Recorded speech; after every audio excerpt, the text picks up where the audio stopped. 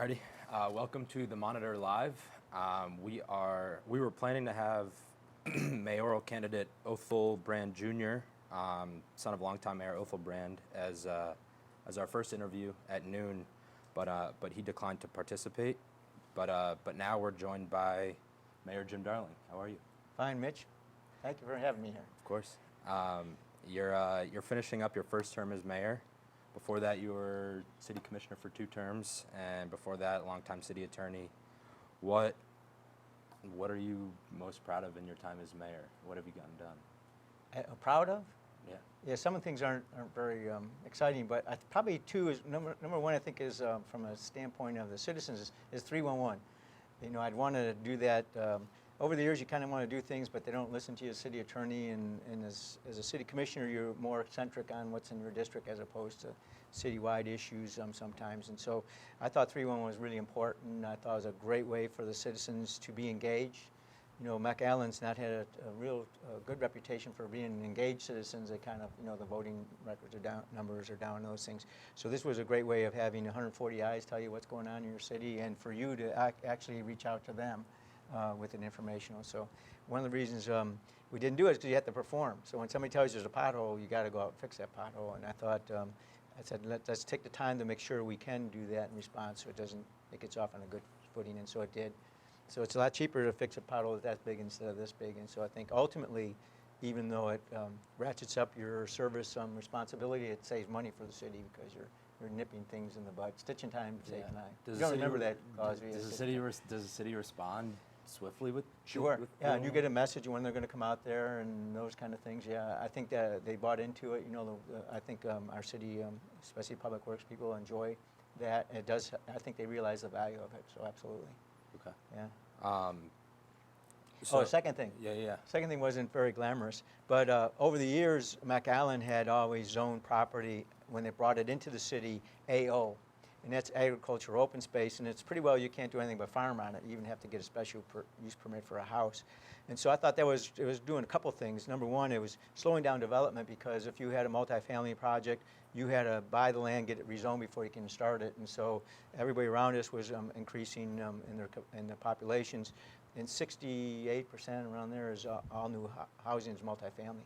And so number 2 is we were reacting to developers. And so instead of being proactive, we're reactive.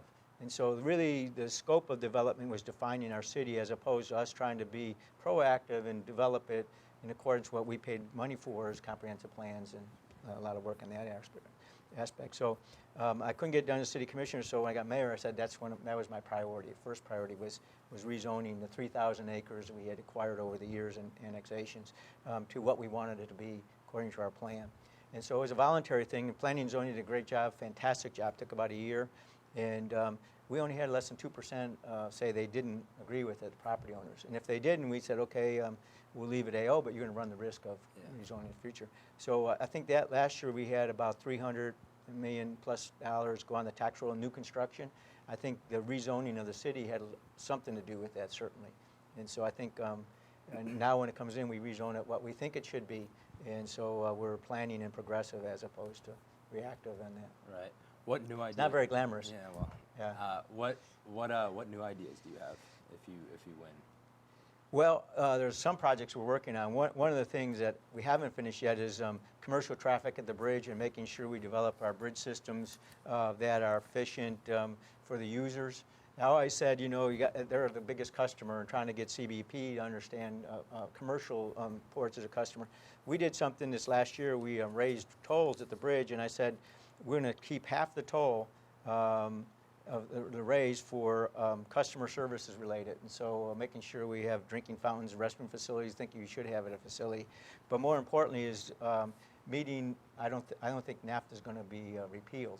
And I think commercial trade on the border is going to increase as opposed to decrease. So making sure that we're not only we're a player in commercial traffic, but making it responsible that we still serve the people coming over to Santa Semana, making it as efficient as we can, and have the opportunity to have the latest technology, which is really lacking out here. So bridges are really moving targets. There's a lot of degree of regulation on both sides, federal government, state government, concessionaires. And so one of the things I want to dedicate is make sure that we build on a sound foundation for the use of our bridges. Does the bridge, Ansel Duas, does it have a master plan? Yeah, it has one, but it's not, yeah, it can be updated, and it's changed. You know, the master plan really is whatever. We're really the bridge is ours, and the southbound toll booths, but really the operation of bridges northbound for us was Customs and Border Protection, and that's changed somewhat from the standpoint of that. And then you know what everybody understands is you got a southbound component, and sometimes they don't communicate, and it'd be I could do a whole hour on bridges, and I've learned a lot. I've been a lot of times to Mexico City and to Washington, and so yeah, master plan would, if you had a static master plan, you're way behind. Last year's master plan doesn't get it because of technological and political changes. You have to really stay on top of it. Yeah. So transparency has been a big topic this election. Geez, I don't know why. Well, the go ahead. The firing of former city auditor Kathy Jones has been brought up, and the commission voted last year to change the ordinance that now limits the scope of the city auditor. And the joke around City Hall used to be, if Kathy isn't making you mad, she isn't doing her job. And former city manager Mike Betez used to say that, which I'm sure you were aware of, and being involved with the city. Why change the ordinance and overreach and tell the auditor how to do his or her job? Well, you're saying it's overreaching. First off, let me tell you that the audit committee, as set up, was made of three people. Three people that ended, one from the utility board, two from cities, of Scott Crane, Trey Pebley, and Tony Aguirre, made a decision to terminate. It got to be controversial. I went outside, an outside lawyer from Houston, as an independent lawyer, and I asked her two things. Is a termination within accordance of what they know as employment law? And number two is the position of the utility board that they can set the agenda for the auditor and restrict that. Is that within the gambit of their authority to do that? And both those answers were yes.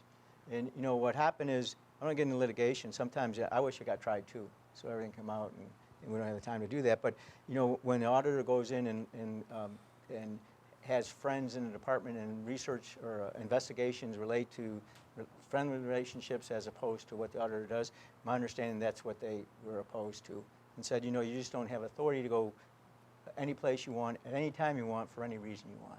And so the charter, I think if you find now, since I got elected, the actual audit findings are included in the Friday memo, which you have access to. And so when you talk about transparency, we're giving you transparency to the internal audits that never happened before, number one. Number two, I didn't make the decision to terminate. I did go out and do outside counsel to take a look at that. And you can get the outside counsel's report if you want, but it was looked at an outside person for both legality and termination, and also legality in the charter. And if you look at the national charter that they have for internal auditors, it certainly gives the governmental body the authority to do that. You know, I don't know why anybody's not over at the county talking about the removal of the county auditor. Why isn't that not a big story? But you know, it's not. And so you know, I don't know what else to say except I went to outside counsel to make sure that I was trying to get an objective viewpoint of that, and that's a result of it. Yeah, because what obviously Commissioner Ingram was very opposed to all this, and I mean, he kind of was the one who called it overreach, but he, you know, it's basically like, you know, he said he's tried to get access to the audit committee and all that kind of stuff, and it's always meeting in executive session, and the meetings aren't posted. Well, you know, like I just told you, the audit final results are open to the public. And I don't know how much transparency you can be. You know, there's working papers. You know, sometimes an auditor makes they get tips and making accusations people that aren't true until they find out the final report. And so, you know, you have to protect people from that standpoint. I think the final report absolutely should be made public, and that's what we do. I know my opponent said that he's been trying to get that report for whatever. I checked with the city attorney's office and city secretary's office. There's been no request for open records request for any of the audit papers by anybody else. The last time it was Commissioner Ingram wanted the working papers of the audit committee, and they said they would give it to him afterwards. He wasn't a member of the audit committee. Yeah. And you know, at the time it was a question of who has the right to investigate that.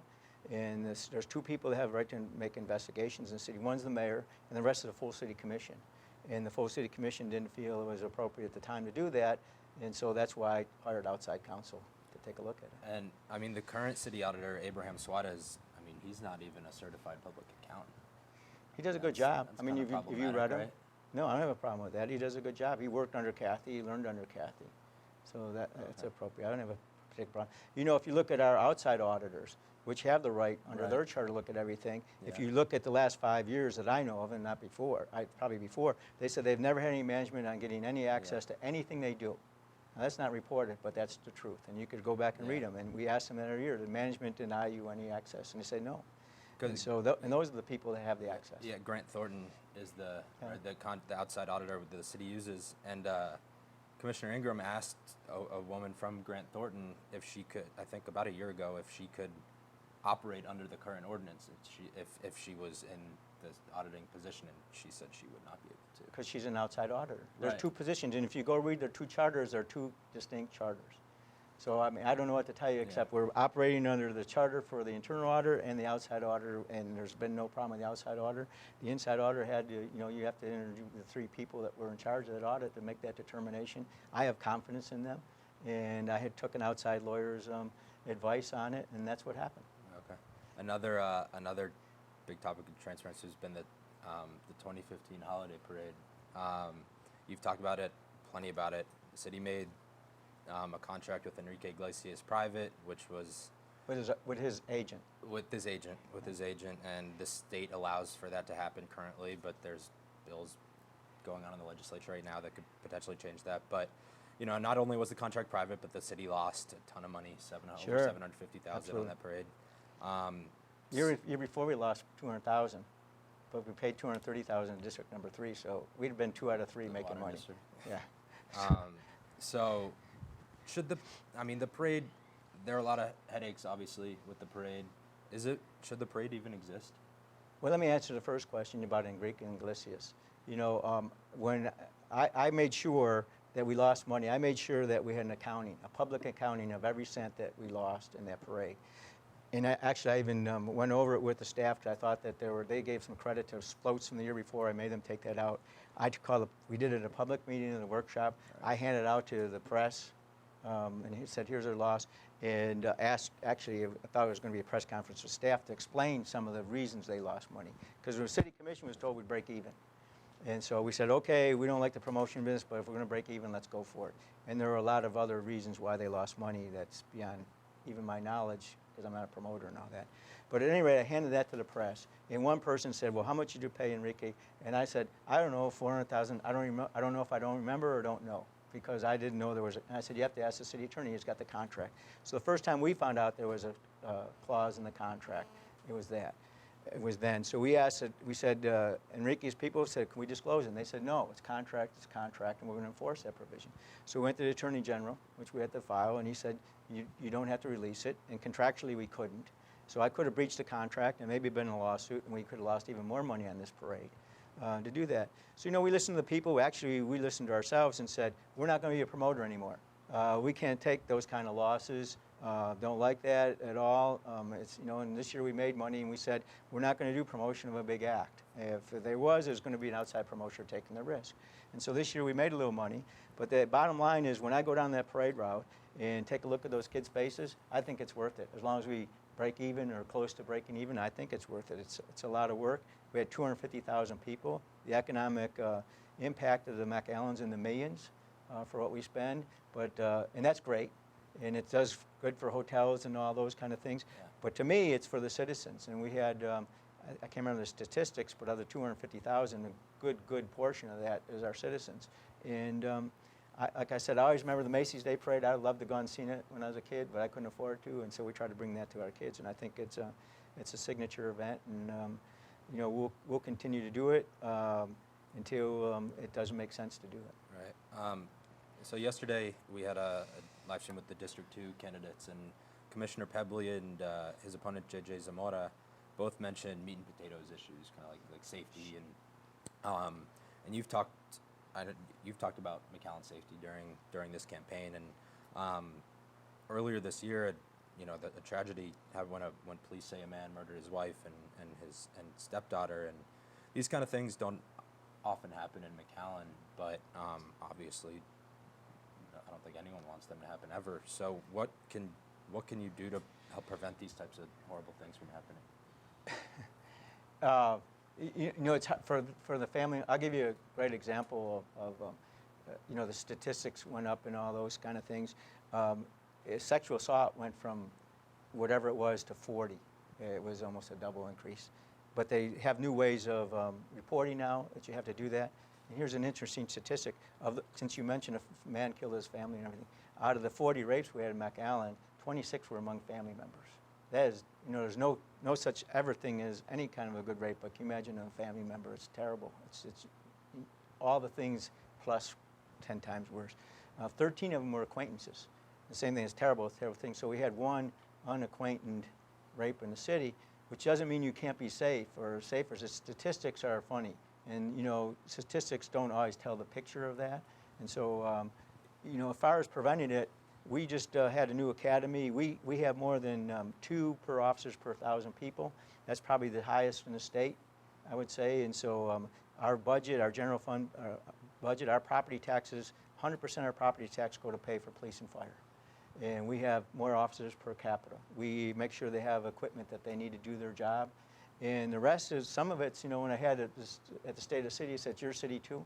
It's participating in groups like CASA and all that. There are child advocacy groups and those kind of things that not only help people before, but hopefully prevent some things from happening. Right. So it's getting the citizens involved and the community involved and making sure we continue to support the police department. If you go to the DA, I think you'll find that our police reports are exemplary. They use those in order for convictions and all that. Depends how much work the police department does in the first place. And so I think not only in the prevention side, but also the conviction side, I think we have a very professional police force, and we'll continue to support them.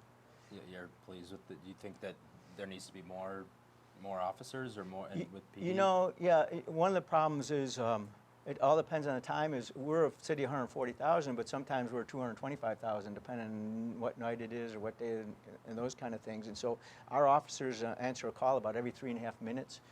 A lot of those aren't crime calls or automobile accidents and those kind of things, but that's a lot of calls. And so what we're finding is we have to pull some people off of this to do that. They're non-traditional duties, and so work with the chief to try to alleviate some of that. And it's they're really busy in what we do. And so we probably have about increasing them, or I'm not really sure. I'd leave that to the chief. I think we have a great chief of police.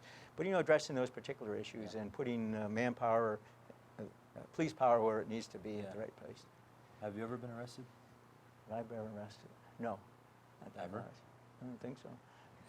You don't think so? I don't think so. So there's a lot of talk in Austin about funding for the UTRGV Medical School, and McAllen. It's been talked about. McAllen has said it would pay up to $2 million per year. The city's paid once $2 million in 2014. Yeah. Where do you there's $1 million budgeted this year? Where do you stand on that? Should the city pay? What's going to happen? Well, when I came in office right in the middle of the merger issue and the medical school issue, and part of the argument there was that everyone wanted the merger, but the medical school statutorily was supposed to be in Harlingen. When they did the RAC, it said the medical school will be in Harlingen, not in Hidalgo County in any form or fashion. So there was a lot of debate about amending that law, and at first it was tied to the merger. In other words, Cameron County didn't want to agree to a merger. They said, let's do that first, and then we'll do the medical school second. And we said, no, we think we ought to do the medical school first, and then the merger second, or at least simultaneously, because otherwise I think we would have had a very difficult time doing that. So then the question came up of support, and they said they put up the money for the RAC and all those kind of things, and what was Hidalgo County going to do? And so by the time I got to be mayor, there was already a memorandum of understanding for $2 million from McAllen. So I went back and asked the city, I said, we need to change that to up to $2 million, because I don't know what's going to happen in the future, even though the Memorandum of Understanding is not an enforceable contract, and there's also other restrictions on city debt. But I wanted people to know that, it wasn't an absolute for 10 years of $2 million because there are other factions. And lo and behold, we had some sales tax problems right now. And so, I think it was good to let them know that. And we're working to do that. We had $1 million budget in this amount. I went up and talked to the chancellor and his people, and I said, you need to tell us why a medical school is going to benefit us. And so they did. They brought down a lot of points, and it's really good. And I think a medical school is still a game changer here. I think we need to support it to the extent we can. I also thought at some point the health service district would displace it. I didn't vote in favor. I thought if we did a health service district that was limited to the medical school and the indigent care funding that was necessary, we probably could have passed that. I think the average voter was concerned. So you voted opposing the I didn't the healthcare support. district? I didn't support the healthcare district. You know, I think you or somebody put in the paper that I fell short of doing that, as a matter of fact. And I didn't hear. And the reason I didn't is because two things.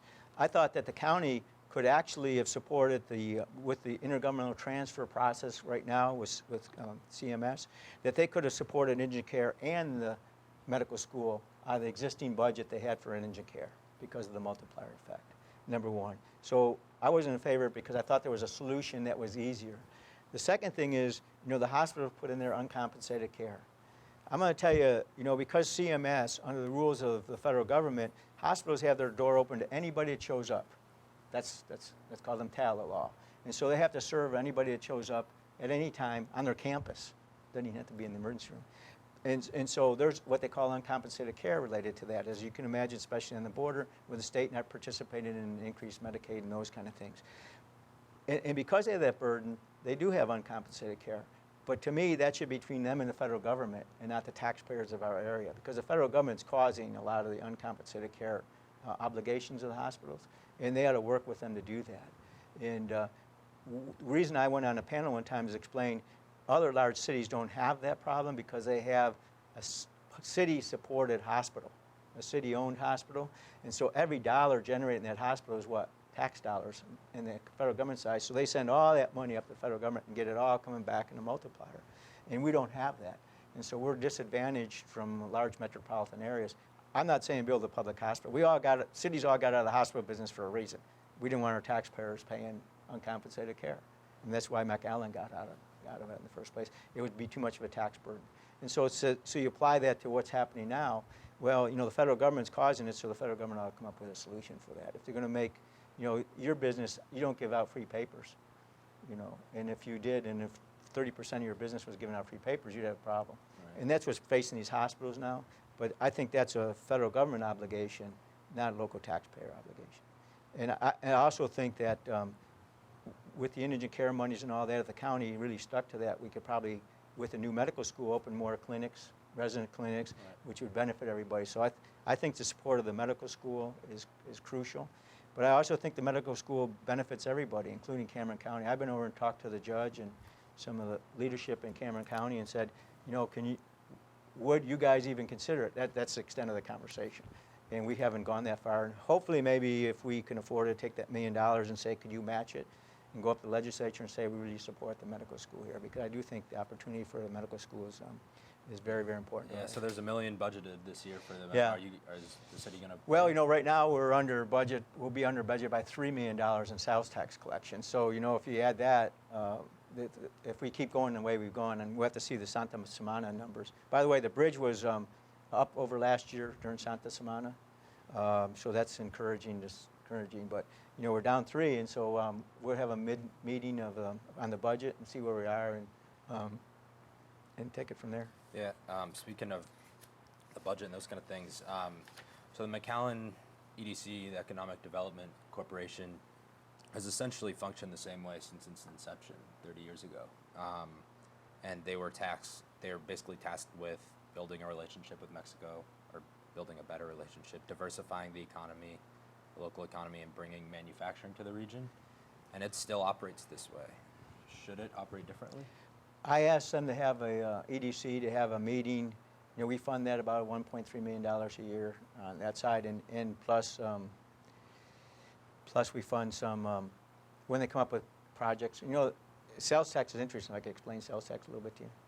Okay. That's fine. Sales tax is 2 cents. City sets 2 cents, and the state government does 6 1/4 cents.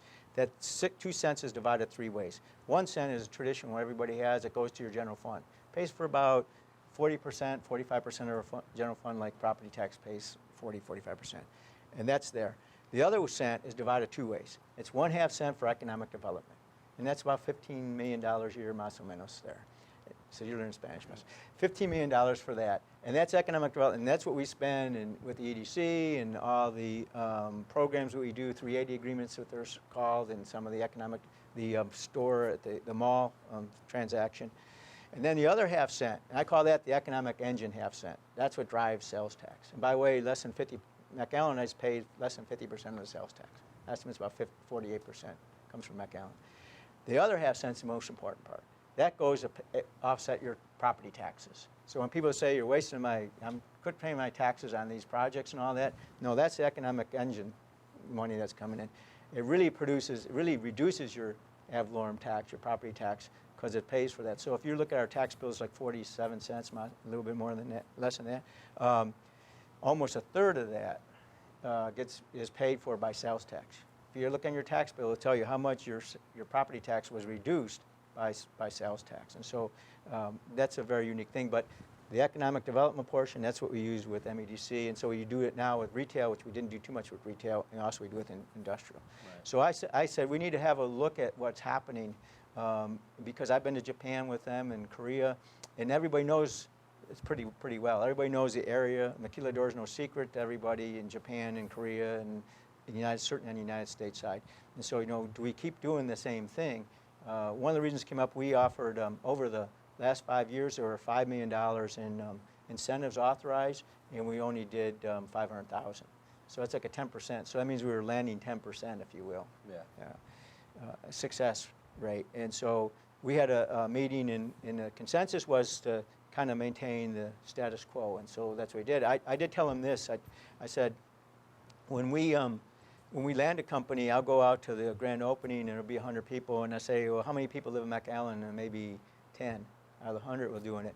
And so if you look at our unemployment numbers are always the lowest. Edinburgh and I switch off, but we probably do more in Edinburgh. The lowest in the SMA by a couple of percentage points, significantly. And then a couple of years ago, we did this study, and it said about 25% of the people that work in McAllen live in other cities. Now, 12% of McAllenites work in other cities. So you take that 13% delta, that means we're doing a lot of job creations for everybody around us. And if only McAllenites worked in McAllen, we would have a zero unemployment rate. Yeah. And so when you looked at, so I thought, well, you know what? I might rather have a $25 million building on the tax roll that employed 20 people than a $5 million building on the tax roll that employed 50. Because that's more ad valorem taxation for us, and the job market is kind of okay, And so I thought, take a look at that from that standpoint. Jobs are very important, but what we need to get is really what we want to recruit is people with new technology, expose our workers to new technology and the opportunity to raise more money. And we put our money into training, for instance. So when a janitor comes over and gets a welding certificate, I said, does he get a raise every time they get a certificate? And the guy said, yeah. And so, put more money into training and those kind of things, and better paying jobs and more exposure to technology, I think is a little bit of a shift. I think they've always done that, but maybe more emphasis on that. Okay. That's a long answer to a short question. So the city currently has no full-time position, like a government affairs person, basically, in Austin or Washington or even Mexico City.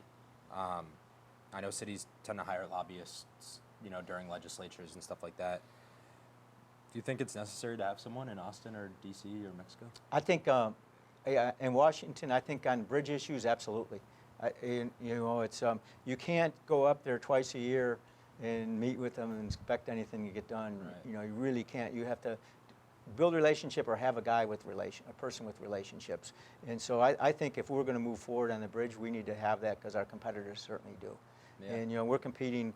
Here's a problem with us. We compete with each other, with Donna, Farr, McAllen, compete fiercely. And so but then we're also competing with Brownsville and Laredo and El Paso and San Diego and Nogales and all the rest. And we're the only ones of all those that compete internally. Yeah. And so, that's very difficult. But in order to compete with the Laredos and all that, you got to have somebody up there. They have somebody up there. Now, Mexico City, I don't know. You certainly need to have a consultant that you can get you into the door to talk to people. I think it's a little different process in Mexico City, but I think that's been a little bit of a disadvantage for us, is that we have pretty good relationships with elected officials, and but I think they're more, we don't go up with a specific ask. You can have a good relationship with a senator, but you better have a specific program that he could work on, because otherwise it's very difficult for him to do that. Right. And Yeah, at the state level or the right. federal level. Well, like FAR, for example, they have a liaison in Mexico, just Yeah. basically runs around the country, great relationships. You all look that kind what of you stuff look would be at great. what they do on the Mexican side compared to us. You know, they did the fire interchange, 20, I don't know how many millions of dollars in Mexico. They have brochures over there. Yeah. They have a presence, Yeah. and just not a brochure. That's kind of, but that's a visible thing of their presence. They have very much of a more of a presence than we have. You know, I said, you know, you have to build a relationship with the customs brokers and the transporters, and going over and have a meeting once a year with them is not building a relationship to really know what's going on. So I talked about the bridge, I think, in the beginning, didn't I? Yeah, it needs, we need to build the relationships and to make sure that we're competitive. Is that something that you would push for, or Yeah. that you want, that you would hire someone to be in either Mexico or Washington or Austin? I think it would pay off, sure. You know, CBP's they're all moving targets. I don't know how to explain the complexity of it, but if you don't have somebody up there watching your side on it, you're really Blind. You're blind, and you just can't go up once or twice a year and have the effect of that. And you know, CBP's Customs Border Protection controls a lot of things. We asked at the last meeting, I think you were there, and I said, how many bridges would you like to be able to have to staff for commercial? And you heard his answer, one. Yeah. You got a big hole to dig out of when you're not the one. Right. And so, you know, and so it's working with him and then taking that ball up to Washington and Mexico City, make sure, because everything you do over here, you have to do over there. Right. And there's different motivation because they're making money one way or the other. Right. You know, I talked about having a study on the system, and that went over like a lead balloon, but I still think it's a good idea. And what happened was it scared people away because they thought I was talking about having one administrative and we owned all the bridges, and that certainly wasn't what my intent was. But when you go up to Washington, you better, and you're competing among each other, it's nicer to have, say, here's a plan, it makes sense to have this here, as opposed to Yeah. there. Yeah. Alrighty. Well, I have more to talk about, but we've hit our time limit. We heard time limit already? Yeah, I know. It's the What the about all these election- questions you sent me over to? I didn't send any questions. Yeah. You didn't send any questions. The election is May 6th. Early voting starts next week. All the voting information is on McAllen.net. Thank you, Mayor. Okay. Thanks, Mitch. Bye, everybody.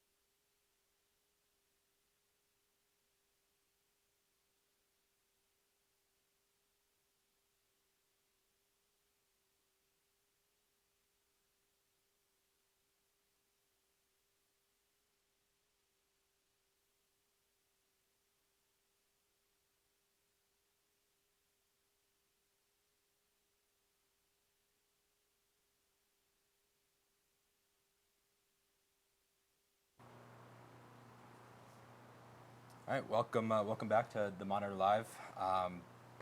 We were supposed to have mayoral candidate Othel Brand Jr. at 12, but he declined, and we just recently had incumbent Jim Darling, and now we're joined by Jonathan Carranza. And I'm Mitchell Furman. Thanks for coming. Yeah, no problem. So, you're a veteran, right? Sir. What did you do in the military? I was an infantryman. You know me. Basically, our job is to close with and destroy the enemy. How long did you do that for? I was in the Army for about 3.5 years. I signed up for 6 and got injured, so I got discharged medically. What happened? Well, it was in training, which is not so awesome, but basically I tore 2 ligaments in the back of my shoulder and split my biceps tendon down the middle. Oh, man. Yeah. How you doing? When was that? Let's see, man, that was back in 2013. Just had surgery about 10 months ago now. Okay. Yeah. How are you doing? Yeah, it's pretty good. I think it's as good as it's going to be. Yeah, right. Not full use of it anymore. I don't have full Yeah. range of motion, but Right. you know, at least it doesn't hurt quite as much as it did before, and I can reach higher. Yeah. Why'd you join why'd you join? Oh, a bunch of reasons. You know, I you know, for my family to you know, ensure a better future. You know, I think most of us join up to be there for our country in the event that we're attacked, or you know, our allies are attacked or something, to serve our country. I know, you know, a lot of people don't exactly agree that that's what we did over there, but you know, we don't really get to choose where we go. We just get to you know, just sign up and serve for why the reasons that we sign up and serve Right. is generally to serve our country. And now obviously you're running for mayor. So why do you want to be mayor? Well, you know, I've kind of always wanted to go into serving the community, even before the Army. But really, when I was in the Army is when I got really serious about it. You know, I kind of learned a little bit more about how politicians decide your everyday life in the Army, and you know, I decided, you know, I would like if politicians decided a lot less of our everyday lives. Yeah. So yeah, I decided, you know, I'm going to serve my community when I get out of the Army. I thought that would be in about 20 years. Yeah. But, you know, so I got out of the Army and I went back to school for a little bit, and I was kind of, you know, when you deploy and you get out of the military, you know, you kind of miss serving. You know, you kind of miss being that person that's there when you're needed. And, you know, I started missing that, so I decided, you know, I'm going to go ahead and serve my community in this way, or at least try. Yeah. Right. So what ideas do you have for? Well, you know, I talk a lot about reducing property tax, because you know, I believe that property tax is theft of your property, not just your money. It's theft of property, because if government levies a tax against your property and then they reclaim that property after you stop paying your taxes, basically that tax was a rent. Yeah. And your ownership of the property is just a lease. So somewhere in there's the fact that we don't own our property, and I don't think that's right. So what would you reduce property tax to? Ideally, 0. How would you pay for stuff? Well, there's a lot of different ways to manage that. One being stop spending so much. You know, there's also for things that we are going to spend money on, we can do things like crowdsourcing and voluntary means of raising funds. Every building in the city of McAllen gets a water bill. We can add a little piece of paper in there that can add money to your water bill on a voluntary basis, and you would even be able to choose it for it to go to the general fund or a specific program or initiative that you think should really happen. And really, the bottom line is, if McAllen wants something to happen, we're going to make it happen. You know, because I believe as a city, we're proud of our community, and we want to help our community. And if we as a community can't get together and make something happen, then I don't think it should happen. Right. You think that's practical? Yeah, I do believe it's practical. There's other cities, even in the state of Texas. I'm drawing a blank on the name now. Kind of should have remembered to look at that one more time before I got here. But there is a city in Texas that has 0 property tax. Really? Yeah, and they raise money through voluntary means, and they rely on the fact that they have looser regulations for business, and their businesses prosper. They have factories and stuff moving to their city because they've loosened the regulations, and it's cheaper to do business there. Yeah. When you don't have property tax in the city, businesses from all over the place are going to flock to it. Yeah. So What other besides property tax or taking away property tax? What else what are some other ideas? well, I would like to increase our individual liberty a little bit in a bunch of different realms. That does include economic liberty. But I would like to de-emphasize, kind of most victimless crime in McAllen. It's kind of not the most popular idea, but I think if we didn't focus on things like public intoxication or drug use and stuff like that, I think we would probably there'd be more people in the workforce. You know what I mean? So you're saying focus on bigger crimes and not, Yeah, but crime you're with an just actual saying victim. that you're trying to put crimes in like levels, I guess. Yeah, like if we spend less money going after victimless crimes, we can dedicate more resources to crimes that have a victim. What about someone, you said intoxication or something like that? I mean, driving intoxicated is a serious problem. Driving intoxicated creates victims. That's not a victimless crime. So you're just saying, that is a you're problem. saying just like Like, public, you're walking down the road, you should be fine. Okay. As long as you're not hurting anyone. Okay. But some other things. I'd like to. McAllen doesn't have a zoo. I'd like to see a zoo come to McAllen. Yeah. I'd like to encourage that. And I think the mayor's job is mostly to be a diplomat and not necessarily incentivized through money, but help convince companies to come to the city, and reducing property tax for one will help with that. But I think we can, get a zoo going in McAllen. What's the first animal you would want at the zoo? A panda. So you've said you're running on a libertarian platform. How would you describe that on the local level? Well, libertarians, basically, we want the government to stay out of your pocketbook and, the famous out of your bedroom.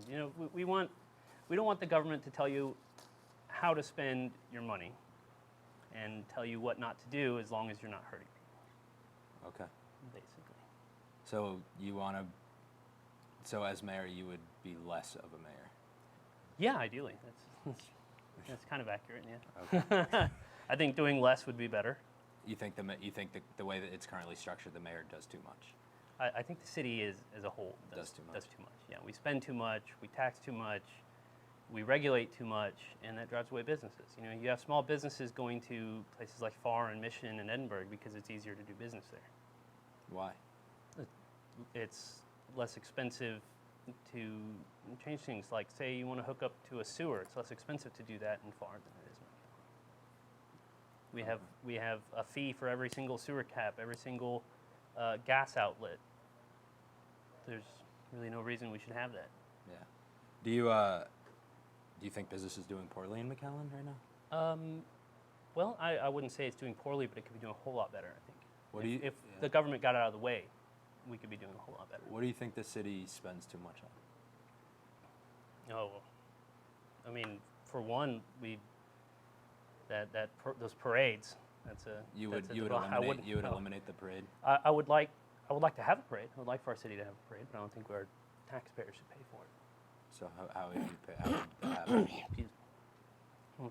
Private investors, organizers, uh, they can handle it to turn a profit, or support a charity that they want to support. I would assume the city would have to take bids at that point, but I think we can get it done in the private sector. You think that the private sector would be willing to front all that money for a parade? Yeah, I mean, if it's going to be, I think, well, of course, the mayor would probably, or the city in some aspect would be involved in trying to organize and get the local business owners to help. And, again, the mayor's a diplomat, so it would be my job to try to help, get support from the local businesses. But, again, taxpayer money shouldn't go into that. Even though it's for the taxpayers, you don't think they should be paying for it at all? Well, I mean, it's for the, yeah, exactly. I don't think they should be paying for it. Okay. Yeah, so that was interesting what you said about the businesses having, like on their bill, they could have like basically like a donation box kind of thing. Yeah, every building in McAllen, residents get a water bill. How else would you create more revenue streams with the city? Yeah, well, if we get regulation out of the way of small business will grow. More small businesses equals more sales tax. How do you think the city overregulates small business right now? Well, in a bunch of different ways. I don't know if I could pull anything specific off the top of my head. The example I said earlier, hooking up to a sewer, maybe switching from a septic to a sewer, you have to get permits and pay fees and wait for things to get inspected, and then it's a whole process. And the whole process of buying land and having it developed should be very streamlined, and then opening up a business. You see businesses, people who want to run a business in their home, for example, like a daycare.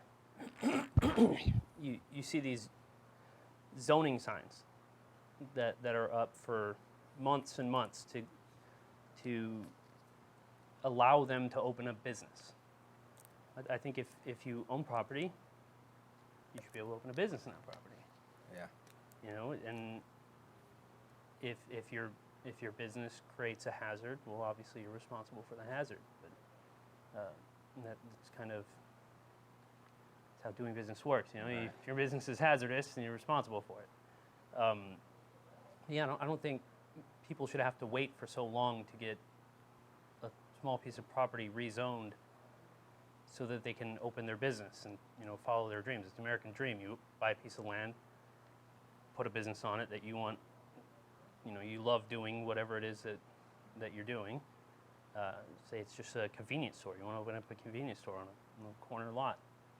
You shouldn't have to wait for half a year to get it rezoned. You should be able to build. The city inspector will come and say whether the building is safe or not, and then you can open business. It should be pretty streamlined, just like that. Do you think that, you mentioned like inspections and obviously zoning, so do you think those are kind of in place so business doesn't just run wild and Well, the inspectors, building inspectors, those are in place to make sure that businesses aren't going to fall down on consumers or on someone else's property. That protects.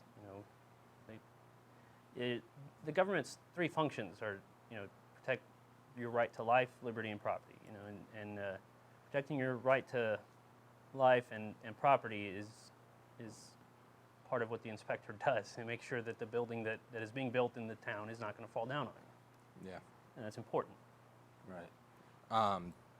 I mentioned with Mayor Darling, so we had the two District 2 candidates yesterday for Commission District 2, and they talked a lot about the meat and potatoes kind of issues with the city, like like safety and streets and those kind of things. There was do you think the crime in the city? Do you have ideas for that, or do you think it's in a manageable place right now? I think crime in the city isn't very. It's not really a large problem here. We're actually a pretty safe community. I know the national media, excuse me, they like to kind of paint the border as this violent place, and there's no rule of law. But I think they're exaggerating quite a bit. We're a pretty safe city. Why do you think that is? Well, I think places like Texas just have safer cities in general because our culture of gun laws. We carry guns here. There's what criminal in his right mind is going to come trying to steal your car if they think you're going to be shooting back at them. Why do you think that the perception of this area is that it's not safe? Oh well, it's a political agenda. They want they want to sell fear. That's kind of what we do on a national level. Both sides of the political spectrum do it. You get the fear of the illegal immigrant that's being sold on Fox News and all those places, and they're doing a pretty good job of selling that. And people think that we're in danger down here. We're not. How would you, as mayor, curb that perception, or help curb that? Well, I don't know. I think it'll kind of sort itself out eventually. There's statistics, and the statistics show that we don't have a very high rate of violent crime here. Yeah. Do you feel safe here? Yeah, absolutely. Have you ever been arrested? Yes. What happened? I was dared to do something really stupid, and when you're young and in college, and you think drinking all day is cool and doing stupid things is cool, you tend to do stupid things and get caught. You know what I mean? Yeah. But those days are long behind me. That person is quite unrecognizable to me now. Right. This was before I joined the Army. I joined the Army, it really made me who I am today. Yeah. Changed me fundamentally as a person, I think. Right. So the election's coming up. It's not too far off. What kind of, you're campaigning. How have you been campaigning? What kind of campaign are you running? Well, I've been running quite a light campaign. I don't have a whole lot of money to advertise and put up signs and whatnot. I did just order some signs, so I'm going to be getting some out there. I think this last week is probably the most important time to have them out anyway. So, I think I'm doing good for my budget, and for this being my first time. What is your budget? Not much. Is it? Yeah. Is that like? So right, it's like plenty of people run low budget campaigns. I think I've spent around $1,000 right now. So is it like running a low cost operation, which plenty of people do, and plenty of people have won respective races doing that? Is this something you just kind of wanted to why did you go about it that way, as opposed to trying to get donations or? Well, I mean, I don't have a campaign team. Yeah. I do have some people that help me out every now and then with ideas and whatnot, and but I'm pretty much doing this mostly myself. So and most of the stuff I've done is social media type things. So I think I'm doing what's really. I'm doing okay. I'm doing what's necessary to get my message out there and let people know that there's another option than the same things that have been happening for decades. Right. So. And that's just it's not even tax one way or the other. It's like a completely different option. Yeah, but it's something different than tax and spend government that we've had. It's run by rich old people for the most part, and not saying that not saying that they're old or anything like that, but you know, I know think what you mean, it's important for someone like myself that's young and didn't come from a family with a lot of money to come in and do this and show that, hey, look, this is how our democracy works. We all can participate in this. You know, I grew up in the lower middle class here in McAllen. I was born and raised in McAllen. So I grew up like the majority of the people in McAllen. So I think they can identify with me, and I can identify with them and their needs. And you know, I think that's why I'm a good option, because I'm something completely different than what's been going on. Why do you think that completely different candidate hasn't caught on in the past? Well, you know, I think the idea of our government being a two-party system is just very ingrained in how we look at government. We look at left and right, Democrat and Republican. But on the local level, it's not necessarily. Well, it's not necessary. I mean, the mayoral race isn't a partisan race. You don't have to. You can have like 10 Democrats running. Right. It doesn't matter. But people still view it that way, through that lens. It's a lens that we look at it through. And I think now that we had this 2016 presidential election, a lot of people have kind of been fed up with the two-party system. They're tired of only having two choices. And a lot of them are tired of those two choices being basically the same thing, a tax and spend government. Just, you know, one side wants to tax and spend in one way, and the other side wants to tax and spend in a different way. They both want to decide how they spend your money. So, and I want you to decide how you spend your money. I don't want to take your money in the first place. Yeah. I want you to have your money. You invest it as you see fit. Yeah. And that'll create more prosperity. So, like for example, the UTRGV Medical School, which has been been talked about often. Do you don't think the city should help support that, but with money?